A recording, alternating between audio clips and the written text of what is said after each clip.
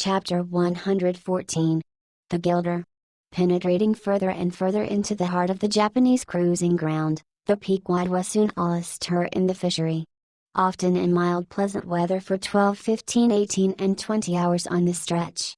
They were engaged in the boats steadily pulling or sailing or paddling after the whales, or for an interlude of 60 or 70 minutes calmly awaiting their uprising, though with but small success, for their pains at such times under an abated sun afloat all day upon smooth slow heaving swells, seated in his boat light as a birch canoe, and so sociably mixing with the soft waves themselves that like hearthstone cats they purr against the gunwale. These are the times of dreamy quietude when, beholding the tranquil beauty and brilliancy of the ocean's skin, one forgets the tiger heart that pants beneath it and would not willingly remember that this velvet paw but conceals a remorseless fang. These are the times when in his whaleboat the rover softly feels a certain filial confident land-like feeling towards the sea, that he regards it as so much flowery earth in the distant ship, revealing only the tops of her masts seem struggling forward, not through high rolling waves but through the tall grass of the rolling prairie, as when the western immigrants' horses only show their erected ears while their hidden bodies widely wade through the amazing verdure.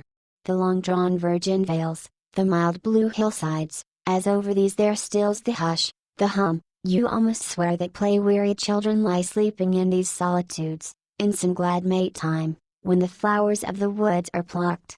And all this mixes with your most mystic mood, so that fact and fancy, halfway meeting, interpenetrate, and form one seamless whole.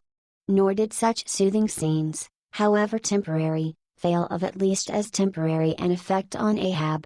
But if these secret golden keys did seem to open in him his own secret golden treasuries, yet did his breath upon them prove but tarnishing.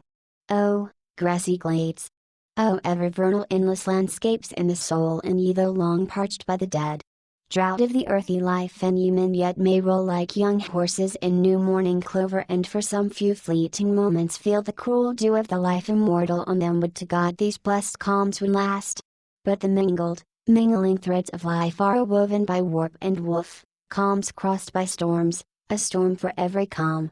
There is no steady unretracing progress in this life. We do not advance through fixed gradations and at the last one pause, through infancy as unconscious spell, boyhood as thoughtless faith, adolescence doubt the common doom, then skepticism, then disbelief, resting at last in manhood as pondering repose of if.